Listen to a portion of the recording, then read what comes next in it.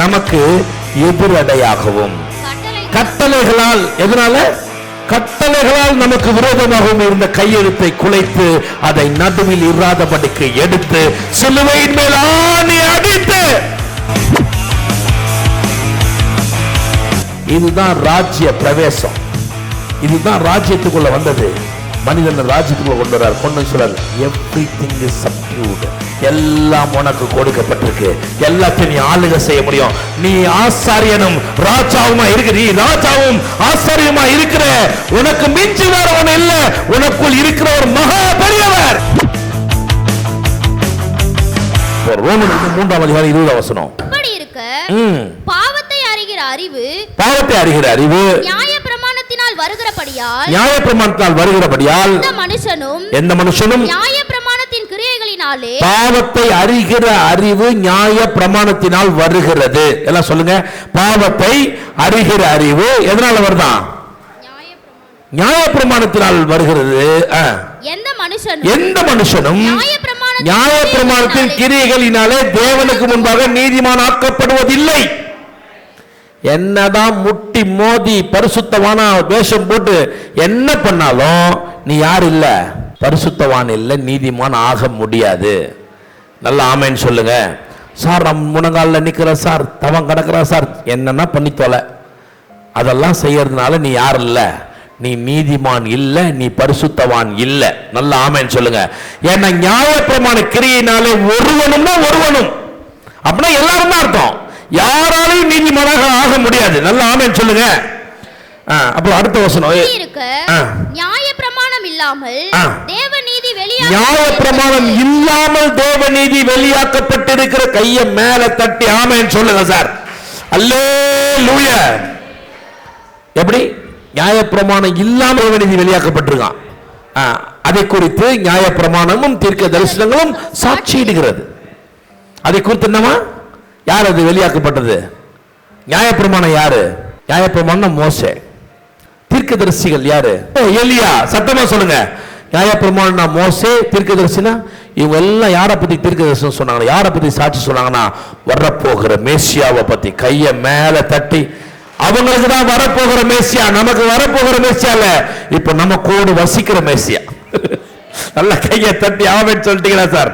கவனிங்க. கலாத்தியர் 2:16. நியாயப்பிரமாணத்தின் கிரியையினாலே எந்த மனுஷனும் நீதிமான் ஆக்கப்படுவதில்லை. எல்லாம் சொல்லுங்க. நியாயப்பிரமாணத்தின் கிரியையினாலே எந்த மனுஷனும் நீதிமான் ஆக்கப்படுவது இல்லை. நல்ல ஆமென் சொல்லுங்க சார். அல்லேலூயா. பாருங்க, இந்த நியாயப்பிரமாணம் எப்படிப்பட்ட ஊழியம், இது எப்படிப்பட்ட ஒரு ஊழியம், எப்படி சொல்றாங்க பாருங்க. வாசிங்க. 2 கொரிந்தியர் 3:7. நல்லா கவனிக்கணும் சார். கவனிங்க. நிறைய பேர் என்ன சொல்றாங்கன்னா, வெளியில என்ன பார்க்கணும், என்ன பாருங்க, நிமிர்ந்து பாருங்க. நிறைய பிரசங்கியார்கள் பைபிள் படிக்க தெரியாத பிரசங்க, நான் இப்படி சொல்றதுக்கு வருத்தப்படல, படிக்க தெரியாதான் சொல்லணும். அப்புறம் அவனை போயிட்டு என்ன சொல்றது இல்ல, அவன் முட்டாள்னு சொல்ல எப்படி சார் சொல்றது? ஆமா, அப்படிதான் சொல்ல முடியும். நான் அவளை முட்டாள் சொல்ல, சரியா படிக்க தெரியல சொன்னேன். எல்லாம் என்ன சொல்றான்? நியாயப்பிரமாணம் அங்க எழுதியிருக்கிறது பலி பிரமாணம், இந்த ஆடு மாடுலாம் வெட்டுறதுலாம் இல்ல, இயேசு இறந்துட்டார், அதுதான்றான். அது இல்ல, அது இல்லன்றது எவ்வளவு அழகா ப்ரூவ் பண்ற பாருங்க பவுல். வாசிங்க. எழுத்துக்களினால் எழுதப்பட்டு கற்களில் பதிந்திருந்த மரணத்துக்கு ஏதுவான ஊழியத்தை. கற்கள் எது பதிஞ்சிருந்துச்சு சார்? 10 கட்டளை. கரெக்டா இல்லையா? ஆமாவா இல்லையா? நான் சொல்ல, பைபிள் தான் சொல்லுது. பைபிள் எப்படி? எழுத்துக்களினால் எழுதப்பட்டு கற்களினால் பதிக்கப்பட்ட மரணத்துக்கு ஏதுவான ஊழியத்தை செய்த மோசேயுடைய முகத்தில் மகிமையான பிரகாசம் உண்டானபடியால். ரொம்ப சிம்பிள். அது என்ன ஊழியம்? மரணத்துக்கு ஏதுவான ஊழியம். எழுத்தால் எழுதப்பட்டு கற்பனையால் பொறிக்கப்பட்ட ஊழியம், மரணத்துக்கு ஏதுவான ஊழியம். கையை மேல தட்டி ஆமென் சொல்ல கேட்கிறேன். அவன் ஊழியமே எப்படி இருக்குன்னா, மோசேயுடைய முகம் பிரகாசமா இருந்துச்சான். இஸ்ரவேல் புத்திரர்கள் அது அவன முகத்தை நோக்கி பார்க்க முடியாம இருந்துச்சான். அவன் ஊழியமே பிரகாசம்னா நம்ம ஊழியம் இது ஜீவனை அளிக்கிற. 8ஆம் வசனம். 8 வாசிமா. ஒழிந்து போகிற மகிமையுடைய அந்த ஊழியம், ஒழிந்து போகிற மகிமை உள்ள அந்த ஊழியம். அந்த ஊழியத்துல மகிமை இருக்கு, ஆனா அது ஒழிந்து போகிற மகிமை. என்ன கவனிக்கணும் சார். அந்த ஊழியத்துல மகிமை இருக்கா? இருக்கு, ஆனா அது ஒழிந்து போகிற மகிமை. ஆமென். நல்ல ஆமென் சொல்லிருக்கலாமே. அப்புறம் அப்படிப்பட்ட மகிமை உள்ளதா இருந்தால் அப்படிப்பட்ட மகிமை உள்ளதா இருந்தால் ஆவிக்குரிய ஊழியம் எவ்வளவு அதிக மகிமை உள்ளதா இருக்கும். எவ்வளவு அதிக. கைய மேல தட்டி ஆமென். சார், அவன் ஊழியமே செத்து போகிற அந்த ஊழியமே அவ்வளவு மகிமையா இருந்தா நாம செய்யற ஊழியம் ஆவிக்குரிய. கைய மேல தட்டி ஆமென் சொல்லி கேட்கிறேன். அப்ப நல்லா கவனிங்க. அப்போ இது என்ன? இந்த நியாயப்பிரமாணம் என்பது ஒழிந்து போகக்கூடிய ஊழியம். என்ன ஊழியம்? சத்தமா சொல்லுங்க, என்ன ஊழியம்? இன்னொரு வசனம் கொடுக்கட்டுமா? இன்னொரு வசனம் எடுங்க. எபிரேயர் நிருபம் 8:13. புது உடன்படிக்கை என்று சொல்லுகிறதினாலே.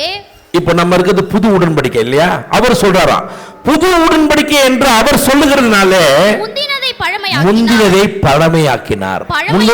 முந்தினது என்ன ஆச்சு? பழசு. எல்லாம் சொல்லுங்க.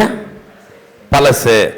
பழமையானதும் நாள்பட்டதுமாய் இருக்கிறது, உருவழிந்து போக காலம் சமீபித்து இரு. கைய மேல தட்டுங்க சார். சார், இதெல்லாம் நான் சொல்ல சார். நியாயப்பிரமாணம் உருவழிந்து போக காலம் சமீபமாயிட்டுன்னு பவுல் சொல்றாரு எபிரேயர் நிருபங்கள்ல. நல்லா ஆமென் சொல்லி கேட்கிறேன். நாத்து அடிக்குதுன்றாரு. அது நாத்து உருவழிஞ்சு போயிடுச்சு, கெட்டு போச்சு, அது ஒன்றும் யூஸ் இல்லை, தூக்கி. அப்ப பாருங்க, இவனுங்க பெருமையினாலும் அவிசுவாசத்தினாலும் விசுவாசம் இல்லாத தன்மையினாலும் என்ன பண்றாங்கன்னா, கடவுள் தர நினைத்ததை தராமல் தர விரும்பாததை தந்தார். பெண்டெகோஸ்டல் டே அவர் என்ன நினைச்சாரா, 50வது நாள் எனக்கு பிள்ளைகளுக்கு பெட்டரா ஒன்று தரணும்னு நினைச்சாரு. தர முடியல அவரால். அப்போ அவனுங்க உருப்படாத ஒன்று கொடுத்துட்டு எப்படியாக மீட் எடுக்கணும்னு நினைக்கிறார். நீங்க பாருங்க, அதாவது எடுங்க என் கூட யாத்ராகமம் 31 கடைசி வசனம் வந்துருங்க. இரு.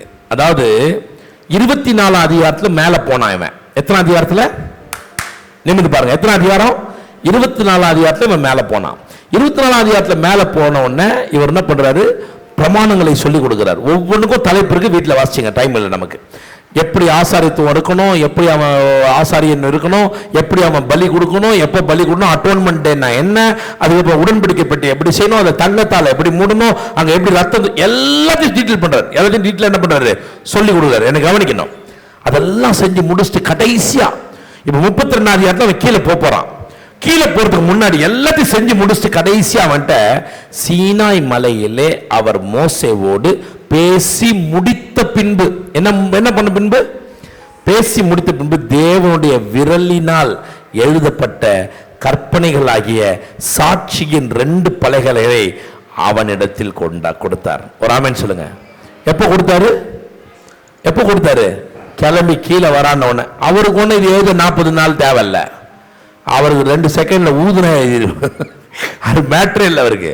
என்ன, அவர் 2 பலகை எப்படி கொடுக்காரு? எல்லாத்தையும் சொல்லிட்டு, ஏன் தெரியுமா இதெல்லாம் சொன்னேன்? இந்த பிரமாணத்தை செய்ய முடியாதுடா, அதனால தான் சொன்னேன். ஒரு ஆமென் சொல்லுங்க. கையை மேல தட்டி ஆமென் சொல்லு. அல்லேலூயா. புரிந்தவர்கள் பாக்கியவான்கள் சார், புரிந்தவர்கள் மகா பாக்கியவான்கள் நான். பாருங்க, அப்போ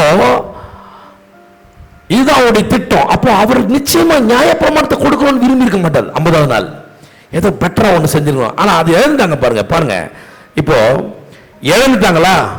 ஆனா அப்படியே தோற்று போகிறவர் அல்ல என் ஆண்டவர். கையை மேல தட்டி ஒரு ஆமென் சொல்லுங்க சார். தோற்று போகிறவர் இல்ல சார் என் ஆண்டவர். என்ன பண்ணார் தெரியுமா? அதெல்லாம் முடிஞ்சது. காலம் நிறைவேறின பொழுது ஸ்திரீயின் வித்தாய் பிறந்தவர். மேல கையை தட்டி, ஸ்திரீயின் வித்தாய், காலம் நிறைவேறின போது ஸ்திரீயின் வித்தாய் பிறந்த இயேசு என்று கொலோசியர் 2:14 வசனம்.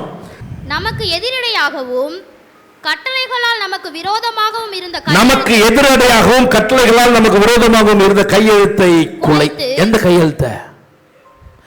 கையெழுத்த? அவர் விரலினால் எழுதின அதே கையெழுத்த. அது என்னவா இருந்துச்சு தெரியுமா? எனக்கு விரோதமாய், எனக்கு பகையாய், நான் தேவனோடு இணைய முடியாதபடிக்கு தடை சுவர போல இருந்துச்சு. அவர் பார்க்கிறாரு. அவர் அந்த கையெழுத்தை குலைத்து கையை மேல தட்டி ஆமென் சொல்லி கேட்கிறேன். அல்லேலூயா. மறுபடியும் வாசியாத. நமக்கு கவனி, நமக்கு எதிரடையாகவும் கட்டளைகளால், எதனால? கட்டளைகளால் நமக்கு விரோதமாகவும் இருந்த கையெழுத்தை குலைத்து அதை நடுவில் இராதபடிக்கு எடுத்து சிலுவையின் மேல் ஆணி அடித்து கையை மேல தட்டியா. என்ன அர்த்தம் தெரியுமா? நியாயப்பிரமாணம் இனி ரட்சிக்கப்பட்டவருடைய வாழ்க்கையில செயல்பட முடியாது. முடியாது சார், சார் முடியாதுன்ற கையை மேல பத்தாவது நல்ல கையை தட்டி ஆமென் சொல்ல கேட்கிறேன். எத்தனை விசுவாசிக்கிற? போய்த்தரங்களையும் அதிகாரங்களையும் உரிந்து கொண்டு வெளியரங்கமான கோலமாக்கி அவைகள் மேலே சிலுவையிலே வெற்றி சிறந்தார். சிலுவையின் மேலே வெற்றி சிறந்தார் இல்லையா? இன்னொரு வருஷம் கொடுங்க எடுங்க. கலாத்தியர் 3:11-12-13. நியாயப்பிரமாணத்தினாலே ஒருவனும் தேவனிடத்தில் நீதிமான் ஆக்கப்படுவதில்லை என்பது வெளியரங்கமாக இருக்கிறது. எப்படி? நியாயப்பிரமாணத்தால் யாரும் நீதிமான் ஆக்கப்பட மாட்டான்றது நிச்சயமா தெரியுது. ஏனெனில் விசுவாசத்தாலே நீதிமான் பிழைப்பான் என்று எழுதியிருக்கிறது. ஆமென் சொல்லுங்க. அப்புறம் நியாயப்பிரமாணமோ விசுவாசத்துக்குரியது அல்ல. நியாயப்பிரமாணம் இல்ல. ஒருத்தன் நியாயப்பிரமாணத்தை பின்பற்றேன்னு சொன்னா விசுவாசியே இல்ல. விசுவாசம் வேற, இது வேற குவாலிட்டி சார், வேற ரகம். ஆமென் சொல்லுங்க. ஆமா, நான் அப்படியே வெள்ளையோட போய் வெள்ளை சொல்லையோட போய் கைத்தட்டினாதான் ஆண்டவர் நேசிப்பார். நீ உருப்பட போறதே இல்லை. வெள்ளை போறது தப்பு இல்லை, மனசு தான் தப்பு. வெள்ளை யாரும் போடலாம், எனக்கு பிடிச்சா நான் போடுவேன். ஒரு ஆமென் சொல்லுங்க. எனக்கு பிடிக்கும் ஒயிட் போடுறது, நான் போடுவேன். ஆனா என் மனசு ஒயிட்டா இருக்கணும், ரொம்ப முக்கியம் தான். மனசு ஃபுல்லா வெள்ளை போட்டாதான் கத்துறார். நியாயப்பிரமாணத்தால் ஒருவனும் நீதிமானாக்கப்படுவது என்று வெளியரங்கமா இருக்கிறது. ஏன்னா நியாயப்பிரமாணமும் விசுவாசத்துக்குரியது அல்ல. அவைகளை செய்கிற மனுஷனே அவைகளால் பிழைப்பான். மரத்தில் தூக்கப்பட்ட எவனும் சபிக்கப்பட்டவன் என்று எழுதியிருக்கிறபடி கிறிஸ்து நமக்காக சாபமாகி நியாயப்பிரமாணத்தின் சாபத்தில் நம்மை நீங்களாக்கி மீட்டு கொண்டார். கையை மேல தட்டி ஆமென் சொல்லுங்க சார். அல்லேலூயா. என்ன அர்த்தம்? நியாயப்பிரமாணத்துடைய சாபம், எந்த சாபமும் என் மேல வர முடியாது. ஏன்னா இயேசு எனக்காக சாபமானார். நல்ல கையை உயர்த்தி ஆமென் சொல்லுங்க. எத்தனை பேர் விசுவாசிக்கிறீங்க? அப்ப நியாயப்பிரமாணத்துல இருந்தும் நியாயப்பிரமாணத்தின் சாபத்தில் இருந்தும் உங்களையும் என்னையும் இயேசு வேறு பிரித்தார். நல்ல ஆமென் சொல்ல கேட்கிறேன். கடைசியா ஒன்னு சொல்லி முடிக்கிறேன். எடுங்க அப்போஸ்தலர் 2ஆம் அதிகாரம், acts of the apostle chapter 2. பெந்தகோஸ்தே என்ற நாள் வந்தபோது, என்ன நாள் வந்தபோது? தமிழ்ல அப்படி இருக்குல்ல, ஆங்கிலத்தில் எப்படி இருக்குன்னா, and when the day of Pentecost had fully come. அப்படி என்ன அர்த்தம்? பெந்தகோஸ்தே என்ற நாள் முழுமையாக வந்தபோது. ஒரு ஆமென் சொல்லுங்க. அப்ப அதுக்கு முன்னாடி வந்த நாள்லாம் பெந்தகோஸ்தே நாள் என்ன இல்ல, அது பெந்தகோஸ்தே நாள் இல்ல, அது பெந்தகோஸ்தே மாதிரி ஒரு நாள். ஆமா, இப்ப இவர் சொல்றாரு பெந்தகோஸ்தே என்கிற நாள் முழுமையாக வந்தபோது. கைய மேல தட்டி ஆமென் சொல்லுங்க. என்ன தரணும் நினைச்சார் இந்த ஆண்டவர், அதை தரார். அதனால அப்படி சொல்றாங்க. எதை தரணும் நினைச்சாரோ அதை தரார். எப்படி பண்றாரு பாருங்க. ஆமா, பெந்தகோஸ்தே என்கிற நாள் முழுமையாக வந்தபோது தேவரோ பாசிமா அவர்கள் எல்லாரும் ஒருமனப்பட்டு ஓரிடத்திலே வந்திருந்தார்கள். அப்பொழுது பலத்த காற்று அடிக்கிற முழக்கத்தை போல வானத்திலிருந்து சடுதியாய் ஒரு முழக்கம் உண்டாகி அவர்கள் உட்கார்ந்து இந்த வீடு முழுவதையும் நிரப்பிற்று. ஆமென். நல்ல ஆமென் சொல்ல கேட்கிறேன். அல்லாமலும் அக்கினிமயமான நாவுகளை போல பிரிந்திருக்கிற நாவுகள் அவர்களுக்கு காணப்பட்டு அவர்கள் ஒவ்வொருவர் மேலும் வந்து அமர்ந்தது. கையை தட்டி ஆமென் சொல்லுங்க. கையை நல்லா தட்டி ஆமென் சொல்ல கேட்கிறேன். அவர்கள் எல்லாரும் பரிசுத்த ஆவியினால் நிரப்பப்பட்டு. சார் என்ன தெரியுமா நடக்குது? மனிதனும் தேவனும் கலந்தார்கள். Man and God were came together. கைய மேல தட்டி அல்லேலூயா. நாம இந்த நாளை கொண்டாடணும். ஏன்னா நானும் ஆண்டவனும் கலந்த. கைய மேல தட்டி ஆமென் சொன்னீங்கன்னா அல்லேலூயா, அல்லேலூயா.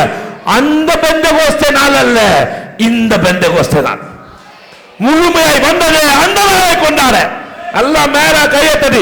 இதுதான் ராஜ்யத்துக்குள்ள மனிதன் பிரவேசிக்கிற பிரவேசம்.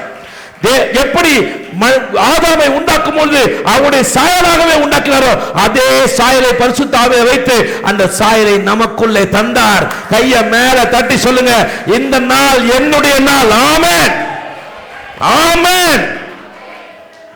எத்தனை நம்புறீங்க? எத்தனை விசுவாசி? என்ன அற்புதமான நாள் பாருங்க. Wonderful man of wonderful God. அற்புதமான தேவன். தேவனும் மனிதனும் கலக்கிறாங்க. தேவன் மனிதனுக்குள் வாசம் பண்ண வந்தார். மனிதனுக்குள் ஜீவனாக மாறினார். மரணத்தை சுதந்திரித்த மனிதன் ஜீவனை சுதந்திரிக்கும்படி ஜீவனோடாக மாற்றினார். ஆமென். அல்லேலூயா, அல்லேலூயா. இதுதான் ராஜ்ய பிரவேசம். இதுதான் ராஜ்யத்துக்குள்ள வந்தது. மனிதன் ராஜ்யத்துக்குள்ள கொண்டு வர்றார். கொண்டு சொல்றாரு, எவ்ரிதிங் இஸ் சப்டியூட். எல்லாம் உனக்கு கொடுக்கப்பட்டிருக்கு. எல்லாத்தையும் நீ ஆளுகை செய்ய முடியும். நீ ஆசாரியனும் ராஜாவுமா இருக்கிற, நீ ராஜாவும் ஆசாரியமா இருக்கிற. உனக்கு மிஞ்சி வேற ஒண்ணு இல்ல. உனக்குள் இருக்கிற ஒரு மகா பெரியவர். கையை நல்லா மேல தட்டி ஆமென் சொன்னீங்கன்னா